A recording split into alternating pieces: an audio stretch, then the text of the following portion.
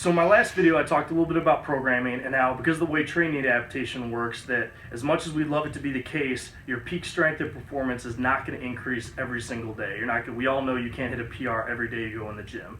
As much as we'd love training to work like this red line where it's just constantly linear increasing, it doesn't work that way. Instead, it looks a lot more like this blue line where you're going to have peaks and valleys, because the way as you train and you essentially break things down, accumulate fatigue and volume.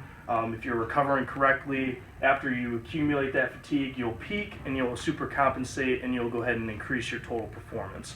As long as you're doing that over the course of a training cycle and long term, you will get stronger by the end of it. The key is to just not get caught up in those individual days and feel like if you're not strong on Tuesday, that means at the end of your training cycle, you're not going to be stronger.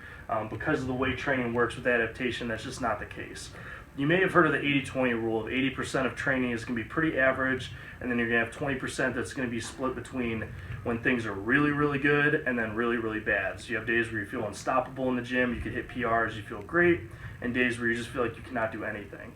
So as we go throughout a training cycle, the key is that we want our meat and potatoes of our training to occur within that 80% increasing over time. So no matter what type of program you use, as long as the bulk of your work can progressively overload within that 80%, you will see progress. The problem lies is when your percentages of what you need to hit in training, or your RPE or your max effort or whatever you're doing, is relying on being up in this peak stage of your training. Because as you could see here, if this was, say, a training cycle or a year or 6 months, wherever you are, it only happens so often. So if you're relying on something that only happens 4 times throughout here, you're not really taking advantage of all the times to get stronger.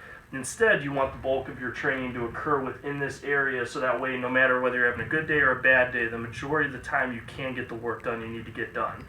So in the example of a percentage-based program, like whether it's 5-3-1 or just a straight linear program or whatever you're doing, you want to base things off of a training max, so that way your percentages, no matter what the structure of your percentages is, that you can get most of it done no matter whether you're having that good or bad day. So as long as the percentages are occurring within here, over time you're progressively overloading, you will make progress. The same goes for a conjugate system if you're doing your speed work. If you add up your total work volume over the course of your set, so if you do 10 sets of 2 at 400 or whatever it is, and you increase that 400 over the course of a training cycle, or increase your sets or your reps, as long as that total workload of volume of total weight moved in a workout increases over time within this spot here, that's why it's important not to go too heavy with that speed work. As long as that increases, you should get stronger as you accumulate volume. So no matter what type of program you use, as long as you can kind of fit it through the filter of understanding how progression works and training adaptation, you'll be okay. So don't get caught up in the exact details of whether your program is perfect.